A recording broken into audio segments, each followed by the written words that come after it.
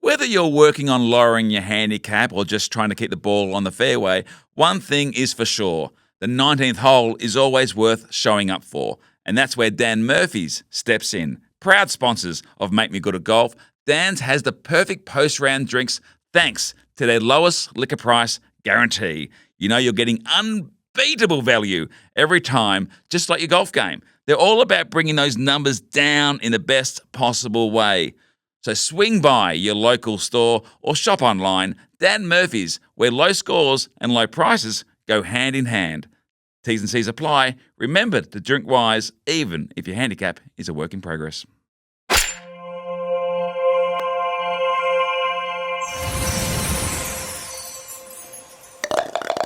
I'm very excited to chat to our next guest. He is a man who has helped this golf revolution over the last couple of years. He's on the front line of golf entertainment, the executive producer of Full Swing, the executive producer of Happy Gilmore. He has his own podcast, The Vanity Index. I'm thrilled to be chatting with him. Chad Mumm, welcome to Make Me Good at Golf. Hey, what's up, Peter? How are you? Mate, I am excited to chat to you. There are so many things I want to ask you about. I want to get into it because I watched Full Swing. I've watched it from the day the first episode dropped. You know, what is it now, 3 or 4 years ago, to the most recent series. And I've really thought about the day that I could chat to somebody involved with that program. But before we get to that, what brought you to golf? You know, I grew up a military brat, moving around a lot as a kid. And, you know, it's hard to make friends when you're moving every couple of years. And my dad was into golf. My grandfather, he was also into golf. So, you know, it just became one of the things I could do on base whenever we would move. And, you know, if you've been around golfers, you feel comfortable, showing up at a driving range, doesn't matter where you are, you can go fit in. So golf was always kind of part of my life since I was a little kid. I played competitively in high school, played on the high school golf team, you know, wasn't good enough to really ever go beyond that, but always loved the game. I say, and I'm sure your listeners and viewers understand, like there's not a day that goes by that I don't think about golf in some way.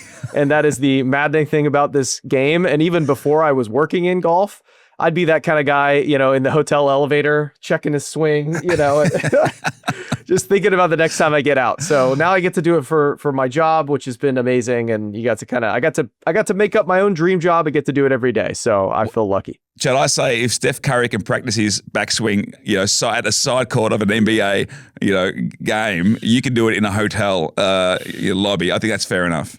Yeah, exactly. Listen, any golfer understands. We've all been there. It's like every day, you know, it doesn't matter how poorly you play. There's always one shot that keeps you coming back. And no matter how good you play, you can always think about one that could be one better. And it's true for you know, average players like us. It's true for the pros as well. So, you know, there's something amazing about this maddening game that we're all so obsessed with. It's a maddening game that is exploding over the last couple of years, and there's various theories. You know, COVID comes up a lot. You know, I think Live Golf, you know, as much as you know, it's almost RIP, but it shook things up. You know, and it certainly got a lot of eyeballs, and you know, at least people were made aware there was something happening in golf who were not really paying attention.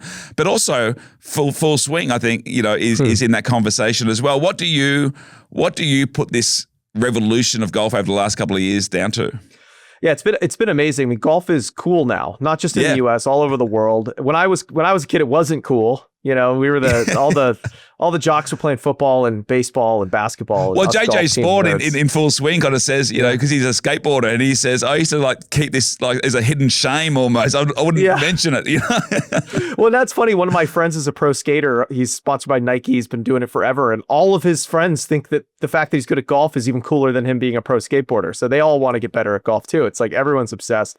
You know, I think about it as one, golf's had periods of popularity, you know, throughout its history.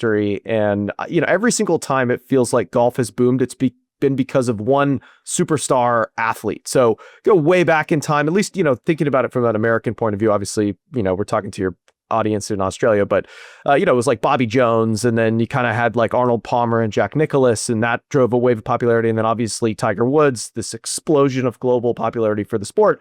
But this one is kind of different because it's not being driven by one superstar. There's obviously a lot of superstar players out there, but no singular Tiger Woods type figure. It's being driven much more, I think, grassroots, and a lot of it was COVID. To your point, people got out and got to play. But I think of it as much as like Steph Curry practicing his backswing, on the sideline of an NBA game, or LeBron James becoming obsessed. Every single athlete, every musician, every celebrity, this is what they want to talk about. This is what they want to do on their days off. And I think that more than anything, look, I appreciate you brought up, Full Swing in that same conversation. Certainly that show came out at the perfect time. I agree with you that Live Golf put professional golf kind of into the news cycle for general sports fans in a way that usually pro golf is like pretty sleepy. And all of a sudden you have this massive business disruption story and a lot of good drama, which people like good drama. And we were the lucky beneficiaries of that with our cameras rolling in season 1 of Full Swing. But I think more than all of it, it was probably just this notion that, the most influential people in the world who kind of young people and kids all over the world look up to, when they're not doing their job, they're talking about golf, they're thinking about golf, they're making it look cool. And I think the great part is it's not just, LeBron James is terrible at golf. That's, Steph Curry's great at golf, but, these guys don't mind sharing their journey. And I think it makes the game feel way more accessible than it's ever felt before. I did see Kevin Hart is also getting into it. And I did think, Kevin, can you leave some entertainment for the rest of us? I mean, some of us are trying to break into this space. You have enough spaces, Kevin. I know. Well, I guarantee you that LeBron will not be bad at golf for long. I feel like he's an elite athlete. Yeah. One of my buddies is he's a baseball player here, pretty well-known, Mookie Betts. I don't know if you guys know Mookie Betts, but he's a Dodger World Series champ, and he got obsessed with golf. He's famously a really good bowler as well. And I remember the first time I saw him hitting balls, and I was like, oh, thank God there's finally something that you're not good at that's a sport. Fast forward a year and a half, his swing looks like a tour pro. He's piping it 320 down the middle. And I said, all right, I guess you can't be good at everything you try. Have you played? I imagine you get on the occasional pro-am, or have you played? Who are some people you've actually played with that are kind of blown your mind? On tour, you mean pros? Yeah. Mm-hmm. Or celebrities in other pro-ams, or yeah. Yeah, I play a lot of golf with celebrities. I live in Los Angeles. I'm a member at a great club out here that has a lot of celebrity members, or kind of celebrities that come through, and everybody likes to go get a game. And it's fun to watch, the big basketball players. I was playing with Pau Gasol, and he's, Olympian. Pau's so tall, and his 5-iron is longer than my driver. And you just think about how unfair that is. That ball's so far away from you. The ball's not getting any bigger. Those poor guys, but he moves it pretty well. So it's been fun to kind of see those athletes. And again, I'm a pretty decent player myself, so they like playing with better players. That's been a lot of fun. I've played a lot of golf with a couple comedians, Charlie Day, me being one of them, or Andrew Santino. He's in our kind of regular game. I love playing with him. Really funny guy.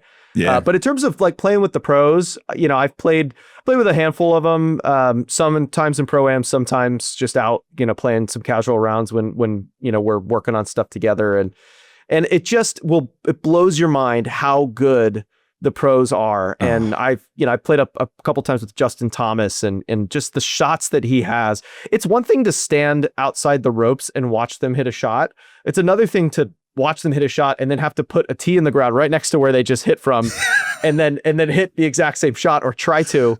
And it's amazing. I think the best ball striking I've ever seen is Tommy Fleetwood up close. I played in the Memorial Pro-Am with him, and I don't think he missed a shot for the entire round that we played together. It was just, everything was flushed. He couldn't buy a putt. I think he was like 1 or 2 under, but I felt like if I had hit it like that, I'd been like 20 under, because he didn't miss.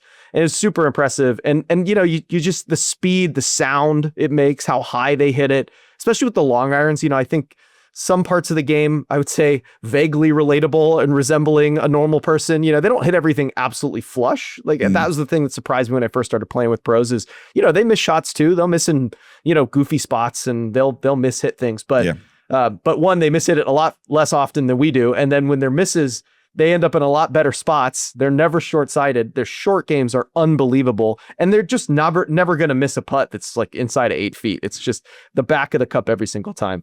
But I do have a funny story about playing with pro golfers. The first, when we did Full Swing season 1, we did the premiere in Scottsdale the same week as the Waste Management, the WM Phoenix Open. Yeah. And I got paired in the Pro-Am with Keegan Bradley. And Keegan obviously went on to be have a huge arc in Full Swing. Yes. And, we were there when he was, denied his Ryder Cup spot, and then he became captain. So we followed that whole storyline. But in season 1, he really wanted to be a part of it. And we said, hey, we don't really have a spot for you in season 1, but, keep playing well and we'll see what happens. Maybe we can include you in a future season. So, clearly he was right about what he could contribute. But we got paired together, and, if you can imagine, we're on the back nine making our way over to that 16th hole, the stadium hole, which really invented, stadium hole golf. Yeah. And first thing he says to me when he sees me is, "Are you nervous about 16?" I'm like, "Nah, man, whatever." It's like, I'm not getting paid to do this. I'm just having a good time. He's like, "Okay, yeah, sure." So then as we inched closer and got closer and closer, he just kept coming over to me, be like, "You hear that sound? Like, you hear that cheer? That's 16. You ever hit a ball in front of like 4,000 people? Because you're about to, And then we get to 15, and on the tee, he disappears. And we're trying to figure out what happened to Keegan, because he's playing the tips. We're up in the kind of where the amateurs play from. And he comes out from outside the ropes with the beer and gives it to me. And he goes, "You're going to need this for the next tee shot, I promise you." So he brought me a beer to drink. So I drink the beer. I'm laughing. I said, "I'm not nervous," and sure enough, we go through that tunnel, and you can just hear the crowd vibrating above us in the stadium. And we walk out, and I'm telling you, I just blacked out, totally blacked out. They announce your name. They saved me for last. And, this guy Scene, who's the sort of announcer on that hole, he calls my name, producer of the new show on Netflix, Full Swing, Chad Mumm. And I think the hole was playing 135 yards, which normally for me would be a pitching wedge, good solid pitching wedge. It was a little downhill too. So maybe with a gap wedge. I hit an 8-iron because I was so terrified of even making contact. And I think that swing got, maybe waist high, but I blacked out. Somehow I come to, I see the ball in the air, and it ends up on the green, and I didn't get booed, thank God. And we ended up making birdie on that hole. Not me, but Keegan made a birdie putt. So that was both the funniest and most nerve-wracking, swing of my entire life. And credit for Keegan for kind of knowing it and trying to get in my head for 9 holes. I played up to it. I had the pleasure of playing in the Live Golf Pro-Am early this year with Tyrrell Hatton. And to be on the first tee, and I play off 25, 22 now. Chad, that's another story. I'm sure word's floating back to the States as we speak. But it was the most, and I could not have played. I played in the Australian Open Pro-Am in December, and I could not have played better. But at Live Golf, I could not have played any worse than I did, and it was just, he was lovely about it though. Like we had a laugh about it, how badly I was playing, and I hit enough good shots that he could see that, okay, you are capable on your any given moment, but it was as nervous as I've been standing at a golf tee. It's funny because you put so much pressure on yourself, but those guys don't care. They just want you to have a good time. That's part of the vibe. That's what's paying their bills ultimately. Is people coming out and watching the pro. I mean, you're a comedian. People know you. They're just as excited to see you out there. Making a fool of yourself as there to watch. Tyrrell hitting great golf shots. And I always thought why I understand that instinct to be nervous, but also want to play well. And I'm like, see how Tyrrell would do if you stuck him on this podcast. I get he'd be a little bit nervous. This is your element. You were stepping into his office. Yeah, I did say to him. I said, your ability to put the ball so close to the pin when from the short irons is incredible. Like I can never get near it. And he goes, "Yeah, we trained a lot for it." Turns out it's a whole 10,000 hours thing. I haven't done my 10,000 hours yet. Mm-hmm. I believe it. That's funny. Hey, with Full Swing, let's get back to Keegan actually, because I wanted to ask about that, because that was one of the biggest narratives now. Like now in with the Ryder Cup being played out and his journey in that, he's got now this kind of almost hellish kind of, or maybe it's a love-hate kind of thing with the Ryder Cup that he has spoken about. And it kind of started, well, we got a front row seat because of Full Swing. If Full Swing doesn't exist, we don't have that kind of that connection with that storyline. And it was amazing to see, remember back to when Keegan was knocked back from the Ryder Cup and how devastated he was through to becoming the captain, and then the way, and we'll talk about the Ryder Cup in itself, but just give us an insight into Keegan and his journey. Well, he was one of the first players to really raise their hand for the show, as I was saying, even before we started shooting season 1. And his pitch, we did a Zoom during COVID, talking about it. And I always liked Keegan, thought he was a had a great personality. He's sort of my age too, which is rare. A lot of these guys are in their 20s. He's a little bit older. We both have kids that are about the same age. So, we kind of hit it off. And he came on to this Zoom and said, I'm perfect for your show. I watch every single sports doc. I watch every reality show. I can be, a villain if you need me to be. I can be funny. What do you need? He's like, I get it. I watch everything. I watch every Hard Knocks. I watch every Drive to Survive. Like, I know what you want. I know what you need. I'm your man, and we had to tell him no for season 1, but we said, hey, well, let's stay close. And obviously we need some new cast members for season 2. So he joined the show. The day that the Ryder Cup calls went out was one of the more devastating experiences as a producer on that show for us, just because it was this massive coordinated effort, because we had camera crews in like 3 different states and a couple different time zones. We had a crew that was in Dallas, in Frisco at the PGA headquarters with Captain Zach Johnson, who was kind of sitting in the conference room making their final picks. We had a crew that was chasing Justin Thomas, who we thought was at home in Florida, but we found out was actually at his house in Tennessee. So we sent a crew over there to try and see if we could catch him, and then we had obviously people down in Jupiter. And so that day we had told Keegan, hey, we might show up at your house. And are you okay with that? And he said, listen, yes or a no, I'm in. I want the cameras on me, good or bad. Don't worry about it. But we didn't confirm that we were going to be there. And so we get around to it becoming Keegan's time for the call. And Zach says, unfortunately, it's a no to us. And so we're, devastated. But hey, we send the crew in anyway. So we kind of radio down. We call our producers who are in his neighborhood. They pull up to his front door with the cameras and knock on the door, and a different person answers the door. We had sent him to the wrong house. We had the wrong address. And so, it was just a misprint on a call sheet or something. We had the wrong address. So I had to call Keegan. He answers the phone. I said, hey man, I'm so sorry. We got our crew. They're coming over to your house. I think we're on your street, but we're in the wrong house. What's your address? So he gave me the right address and hung up. And, it was like three houses down. We just missed it. So he told me afterwards that as soon as I called him and said the crews were on its way, he was sure it was a yes, because he's like, they wouldn't have sent the cameras if it was a no. And he knew that I knew whether it was a yes or no. And so he said, as soon as he hung up with me, he looked over at Jillian, and they just were like, I think we got it, And so our crew shows up right as Zach is making the phone call. We were like up against the gun. And so there's no, pleasantries. It's just like cameras rolling as we walk through the front door. We got the boom mic out, and then he gets this devastating news. And the whole thing was over in like 5 minutes. And then unfortunately that crew had to go quickly and get to Ricky Fowler's house across town. So they couldn't even sit around and console the guy. They just literally showed up. They were there for 10 minutes and they said, I'm so sorry, we got to go. And then they were just boom out, and he's just left, in his misery. But it's as authentic of a reaction as you could ever get out of a sportsman who, was completely gutted and crushed. There was, I don't think, any expectation is in his mind that it was going to be anything other than a yes, and that he had earned his way onto that team. And so to see him process it in real time, and is as real of emotion as you'll ever see from an athlete. And, he handled himself like a man. He handled himself like a professional. And I think, those were qualities obviously that great leaders have. And I was excited to hear that he had been selected to be the captain. And it just, my heart breaks for him, because I wanted him to have that, storybook ending and come back and get it done at Bethpage. But, that's sports for you. It's brutal. Well, what an incredible Ryder Cup it was. I mean, it seems to get bigger and bigger each year. I mean, we were glued to it here in Australia. We don't really have a dog in the fight, but it was just incredible. What was it like? I assume you were there. Oh yeah. What was it like capturing it and just being there?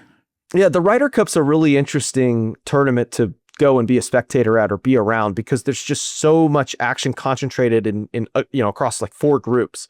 And so the early rounds up until singles day, it's really difficult to kind of move around, because there's just thousands of people following these just handful of groups on the golf course. And then then it's kind of over, and then there's the afternoon session, so it kind of piles back out. So you already have this pressure cooker environment. Normally if you go to the Australian Open or the Masters, there's big crowds around the big name groups, but it's mostly dispersed. Because of the Ryder Cup, there's only 4 groups out during the early matches. It's just everyone's there. And so and then a lot of the hospitality and stuff are later in the round, it's sort of 15 through 18.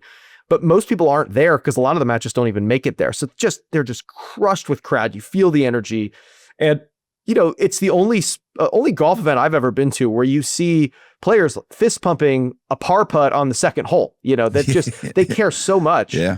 And you see emotions that you don't normally see in an individual sport when they're playing for something bigger than themselves, and the pressure that a lot of these guys put on themselves it's far greater than when it's just them. They feel like they're letting their teammates down as opposed to disappointing their own expectations. So it's a really fascinating environment. And then the other piece of it from a show perspective that I love for Full Swing was it's binary. So one of the hardest things about making a satisfying Full Swing story is having a good beginning, middle, and an end. Yep. And so many of the stories that we filmed over the 4 years of making the show, or 5 years now making the show, is we have really great beginnings, we have really great middles, and we have no ending. We have like I have an amazing Jordan Spieth episode that's just waiting to be released when he, wins the Masters again. It's right. But for a player of his caliber, you really need it needs to be a big one like that, yep. And so we have so much of that is sort of in microcosm. Some of the challenges we have with that show is you could be embedded with a player, you could go through their whole journey for a whole year, but just coming in tied for 5th at a major just isn't enough to satisfy what audiences want out of an ending.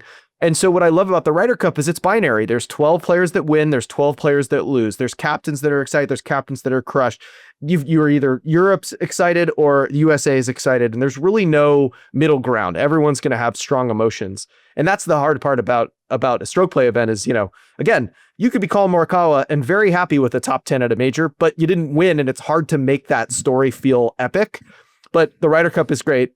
It's win, it's lose, it's binary. And everyone's got strong emotions. And there's got to be moments. I mean, I forget which golfer it was actually who was teeing off in front of Donald Trump. Like Donald Trump rocks up and he's teeing off as if there's not enough pressure. I know. It's surreal. Those amazing. Guys feed on that pressure though. It's interesting. They lock in and actually to come back to a story of playing with the pro. I'll put Justin Thomas on blast here. But when we were filming Happy Gilmore 2. We went out and played some golf. We were filming in South Jersey. And so we went over to Pine Valley, which he'd only been to once. And so we sort of set up a round of golf. So we're playing and it's a casual fun round. It's like me, him and his agent, and then our host, who's a really elite amateur player as well on his own right. And the 4th hole at Pine Valley is right next to their clubhouse. And so there's always if you're walking from lunch to your cabins, you might see some people teeing off on that hole. And so Justin, it's a very long uphill par 3. I guess it's the 5th hole. Yeah, it's the 5th hole. Playing 245 uphill, back pin, very, very difficult shot. And JT goes and is in between hitting a 5-wood and a 4-iron. And I said, what are you going to do? He said, I don't really like going hard at an iron. I'll go 100% with an iron. I hate trying to go 110. I feel like I spin it at balloons. So he's thinking a little chippy 5-wood. And so he gets the 5-wood out. And as he's getting ready to hit, a group of members and their guests are walking out of the clubhouse and they notice that it's Justin Thomas. And, of course, it doesn't matter if you remember at Pine Valley, you're going to stop and watch one of the great players of his generation, hit a shot on one of the hardest tee shots on the course. And of course, Justin, being a pro, he immediately locks in that these guys are watching him and immediately goes and puts the 5-wood away and gets the 4-iron out because he's not hitting a wood on this hole where they might hit a wood. They never see anybody hit an iron from that tee. So he goes and gets the 4-iron and he was playing, okay up to that moment, but he locked in and hit the best iron shot I've ever seen in my entire life in person. Just this 4-iron was 200 feet in the air. It felt like it stayed in the air for an hour and a half. It falls really softly right next to the flag, and he's got a straightforward 6-foot uphill birdie putt on probably the hardest shot on that golf course. And everybody, of course, in the cars are, nice, And you just see he locks in. These guys, they feed on it. Make Me Good at Golf is all about lowering your handicap. And with Dan Murphy's on board, we're lowering more than just your scores. With their lowest liquor price guarantee, Dan's make sure you're never overpaying for that well-earned drink after your hit with mates. Whether it's a post-round beer or a celebratory bubbly for that unexpected eagle on the 14th, how good is that? Dan Murphy's has your back. Great drinks, lowest prices, and always within reach, online or in store. Dan Murphy's, proud sponsors of Make Me Good at Golf and even prouder price cutters. T's and C's apply. remember to drink wise. Yeah. Hey, one of I think this is a reasonably common with the first season of Full Swing. The way I watched it was I picked and choose my way through the episodes of the golfers that I was that I knew and that I was like, excited about. Rory's there, and I think Justin Thomas and Jordan Spieth was the first episode. I watched that and then made my way through it, and then went back and watched the episodes of the golfers I didn't really know. Even back then, Colin Morikawa and Joel Dahlman and those guys. And then I found those were the episodes, to be honest, I got more out of because. It exposed a side of golf and the struggle of golf, both mentally and just from a logistics point of view. Like, we all think these golfers just are floating through life and their sponsors are taking care of everything and they got all their houses and that. But, and even doing this podcast, we've learned that no, golf is an expensive sport to play at that level, and they have to win and they have to make cuts. And there are golfers who are staying in Airbnbs together just to be at various tournaments. That's one of the most, I think, brilliant things about Full Swing, that to see not just, we want to see obviously your Rorys and Scotty Schefflers and all that, but those guys who are still making their way. Is that what excites you as well? Yeah, I think my favorite episode of the entire show was probably the Matt Fitzpatrick episode from season 1. And it was a great example of a player that, I think if you were back then, at least, I'm sure there's some diehard Matt Fitzpatrick fans out there, but well, now there is, I'm sure. If that was an episode that you saw his name, you're probably going to skip that if you were doing what you were doing, bouncing around. But when you actually fall into that story, it just is such a compelling underdog narrative of somebody who, that's a perfect Full Swing episode, in my opinion, in terms of the arc that it tells, because you get introduced to this guy. He does things his own way. He's kind of scrawny. He's a little awkward. He keeps a bunch of notes in his notebook. He's like this, living in like a condo, by the way, didn't live in a giant mansion, lived in like a little apartment building. Doesn't live in an apartment building now, by the way, but back then he did. And, and then you see him get better and better as the season progresses. And then all of a sudden he's in the final group at a major championship, at the PGA Championship at Southern Hills. And you think, okay, this is the moment for this guy. And he loses. He doesn't win and he plays terribly, but he invites us back into the car with him again, driving away from Southern Hills. And he gets back to his, house and he circles the US Open. He said, that's where I won the US Amateur. We're going back to Brookline. Like, I didn't get it done at the PGA, but that's going to be my moment. And so you get like the highs and lows, and then all of a sudden you're back with him there, and then he's in that bunker, and you just think you can't write a better story. He hits this incredible bunker shot, ices the tournament, and I'm getting chills thinking about it. It's just our whole crew ran out onto the green celebrating with him because they felt so invested. They'd spent so much time with him. We felt like we were part of his family, and we had to be like, guys, keep the cameras up. You're here to do a job.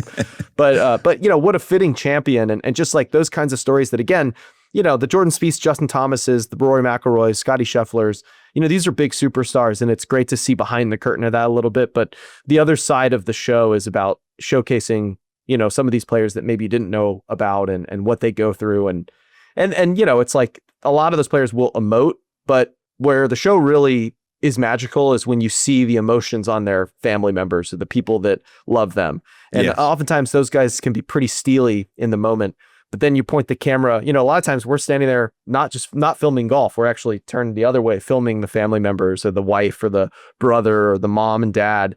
And you're seeing all that stress and emotion play out on their face as their son is out there trying to go accomplish something great. And that's the thing that show can do, better than probably any other platform. Absolutely, because often, if you watch enough golf, and particularly the majors and those big tournaments, they'll always cut to the wife and the kids and all that. But they're just, there's an attractive woman with her kids, and that's the family and all that. But when you actually see, you've gone on a little bit of a journey with them, and you've actually heard them talk about the dedication and what the sacrifices that the whole family have made. It makes seeing them a lot more powerful, and that those reactions a lot more powerful. Absolutely, and you make you show these spouses for like who they are as human beings as well. Like they are charismatic, they're funny, they don't take themselves too seriously sometimes. It's just it's a great again, it's the benefit of when you have cameras filming for an entire season, you really can get to know somebody and kind of go on the journey with them. You mentioned that Jordan Spieth. There's a great episode there that's waiting to happen. Now I got a good reason to really root for Jordan Spieth in the next major. But I'm curious about the planning of Full Swing. Like, how much can you forward plan, and then how much you need to be fluid as opposed to where the story is, because you are discovering the story as it happens. I mean, you don't know that if they're going to finish first or fifth or, like you said, or miss the cut. Like, how fluid do you have to be? It's a mix. We've gotten a lot better at it now that we're sort of 4 seasons in terms of, season 1, we were filming everything. Just the cameras were rolling Monday to Sunday at a tournament week. And we got a lot better at knowing when the moments were going to matter, what emotional beats were going to matter, when we need to have cameras rolling in the locker room, when that was just going to be wasted footage ultimately. And, it's about, I'd say maybe 35-40% of the stories we think are going to pay off. And the rest will uncover as the year goes on. And then, there'll be players that we're filming with and they don't get an episode, and that's hard. And that's really difficult to get, to get access from a player who says, I'm raising my hand, I want to be a part of this, and let you into their lives and it not pay off. We try not to like run them out all the way to the end and then say, you don't get an episode. We'll sort of back off of people if we feel like the arc's not really materializing, but it's tough. It's, that's the hard part about that show is it's like you're as great as it can be for players to kind of lean in and give us real access. A lot of times they'll do that and not really get anything for it. And that happened to Ricky Fowler in season 1. He was one of the first players to say yes. And I had to go, and he gave us a ton of access. I had to go to Ricky Fowler's agent, by the way, and say he's not making the cut for season 1. And Ricky Fowler's, he's a very popular, much loved, a figure on he just tour. Didn't have an ending. He was struggling. He was kind of like, he was interesting, but he didn't have an ending. And so we told him, listen, like you're trending up, you play better, in season 2, you're going to have an ending. And sure enough, he almost wins the US Open at LACC, and then he goes and wins in Detroit and has an ending. And all of a sudden there's a great Ricky Fowler story. So, it's a bit of like, they've got to trust the process and they've got to lean in. And we've always said the players that kind of embrace it the most are the ones that end up getting the most out of it. And I'd say Keegan's one of those. He got a lot of heartbreak, but certainly he created a bunch of new fans, of Keegan Bradley. But yeah, those guys that lean in really, like Matt Fitzpatrick leaned in, Joel Damon's, he leaned in, all those players, they tend to get more out of it. Joel Damon's great quote is, somebody's got to be the 70th best golfer in the world. It might as well be me. Yeah, he's an all-timer. It's great. Yeah, I only have one gripe with the recent the season, Chad, and that is I got to the end of episode 4 and I said, a friend asked me, are you watching Full Swing? I said, yeah, I'm halfway through the latest series. I know. And and they looked at me kind of strangely and they said, I think it's only 4 episodes. I said, no, they're usually 8. What happened? We were really focused on trying to tell that Ryder Cup story arc. And I think that we went into the show this season really focused on telling a Ryder Cup storyline because of all the things that I had said before about it being binary, have beginning, middle, and ends. It's sort of like strong emotions on either side. And as we got into the season, it became obvious that we needed to expand beyond just the Ryder Cup. So we worked in some of the other storylines and obviously Rory's Masters win and things like that. But the plan was always a very tight, almost like Ryder Cup focused season that kind of expanded. And by the time we got to the expansion, it was too late to shoot more episodes. So it just is kind of how it goes. Sometimes, we had a great idea. It didn't go exactly according to plan. And it is what it is. But, obviously we'd love to. It's a cracking 4 episods. I mean, it's not a bad criticism, but I just want more, basically. Listen, I'll take that for sure. And just I want to quickly get to Happy Gilmore. We'll let you go in a second. I know you're extremely busy. But before we do, I know Rory McIlroy's coming back down to Australia for the Australian Open. I'm not sure if you followed any of the scenes or his impact on the Australian golf scene, which is a very proud long historical golf scene. The Australian Open's a great tournament, and he had a massive. It was just huge. It was almost Beatlemania with golf. But would Full Swing consider coming down to Australia? Would they come? You would come as far as Australia to cover? He's coming back. He's playing at Kingston Heath, one of our great courses. One of his favorite golf courses, I think. Yes, well, he actually said, funnily enough, he played at Royal Melbourne, and they asked him at a press conference, are you excited about playing at Royal Melbourne? And he said, yes, I am, but he goes, I actually rate Kingston Heath ahead of it, so it was slightly awkward in the room. But would Full Swing consider coming all the way down here? I know you came down here for Min Woo Lee for a touch, but would you consider following Rory down? Yeah, I mean, I would love to. I'd love to get to Australia. The challenge with the Australian Open is kind of late in the season for us. Yeah. A lot of times it's too late to really impact a storyline. But I think there will be a lot of great off-season intrigue this year. So, we'll see. Trust me, if I could hop on a plane and get over there to watch the best golfers in the world playing at Kingston Heath, I think that'd be an excuse I'd be willing to make to get down there. And mate, congratulations on Happy Gilmore too. What a massive success story. Sandler's is as much loved as anyone around the world. What did Happy Gilmore, the original one, mean to you, and what was it like working on the sequel?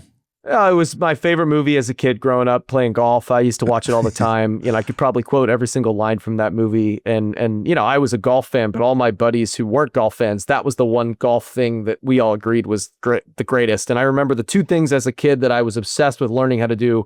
One was bouncing a ball on a wedge like Tiger Woods in that commercial, and the other was learning how to do the Happy Gilmore swing. Yep. So, all of the good players in high school golf, they could do the ball bouncing thing, and the Happy Gilmore swing, that was for all the, the baseball players who wanted to just bomb it, or hockey players in his case. It was a really amazing experience getting to bring that to life. I'd gotten a call from, obviously it was a Netflix film.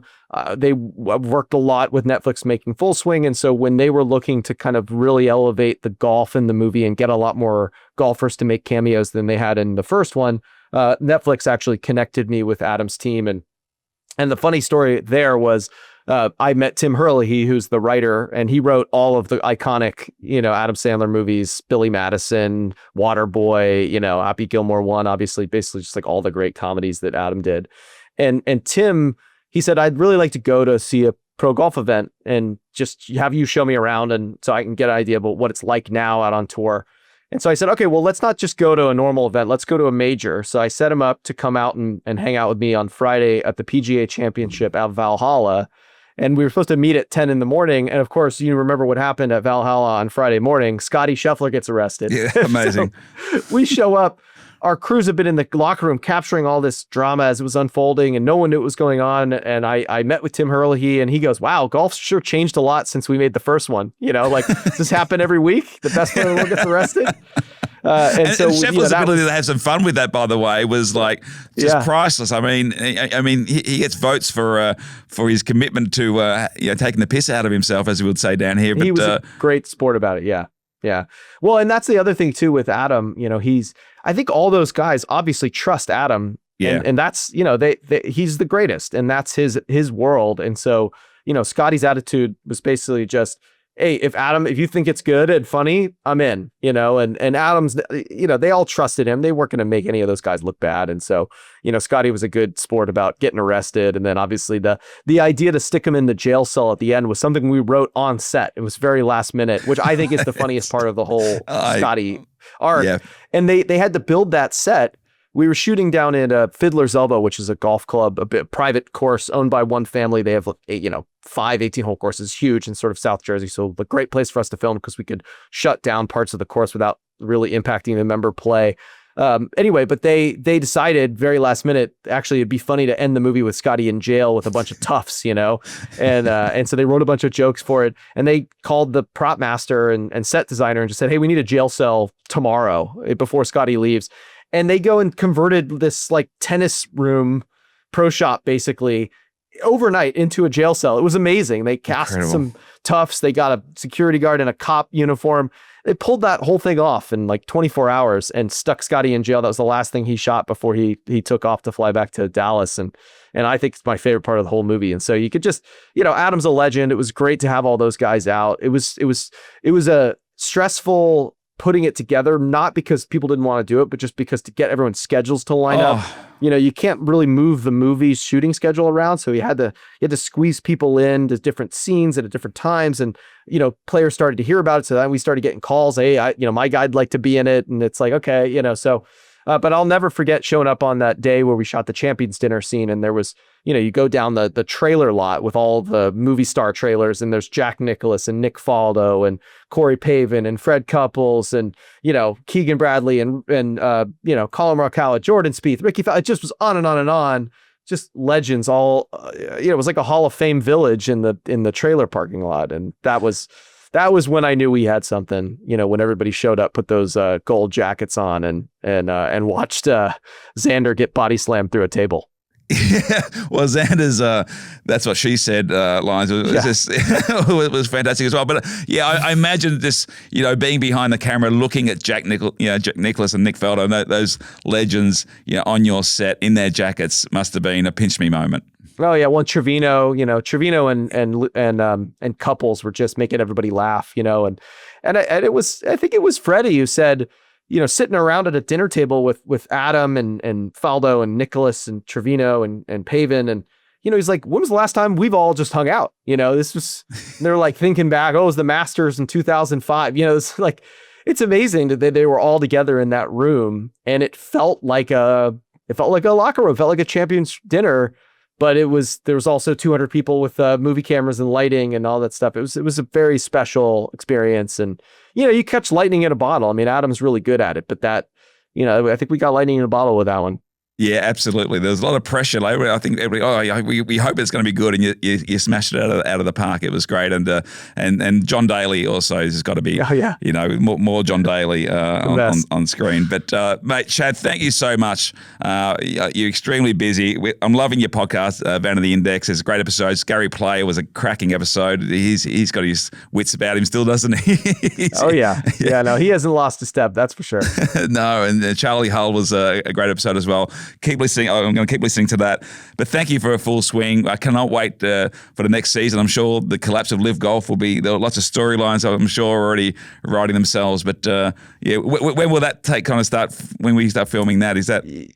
Yeah, it sort of depends. We do it season by season. So, we're fingers crossed that we keep it rolling, and certainly never any shortage of great drama this year, especially with with Liv. And, I don't know if Liv's going to completely collapse. I think that it'll look different, and that'll create a lot of interesting storylines. And certainly, pro golf has been through a ringer in the last 5 years, and we've been rolling the entire time. So I look forward to see where things go. More power to you, and keep it up. And thanks for joining us on Make Me Good at Golf. Yeah, happy to be here, and appreciate the invite. If you're listening to Make Me Good at Golf, chances are you're trying to lower your handicap. And just like your swing, Dan Murphy's is all about keeping the numbers down, especially when it comes to price. As proud sponsors of the pod, Dan brings you their lowest liquor price guarantee. So whether you're celebrating a PB or still struggling to get your handicap moving in the right direction, you're never overpaying for a post-round drink. Dan Murphy's, great drinks, lowest prices, and one more way to level up your game. T's and C's apply. Remember to drink wise.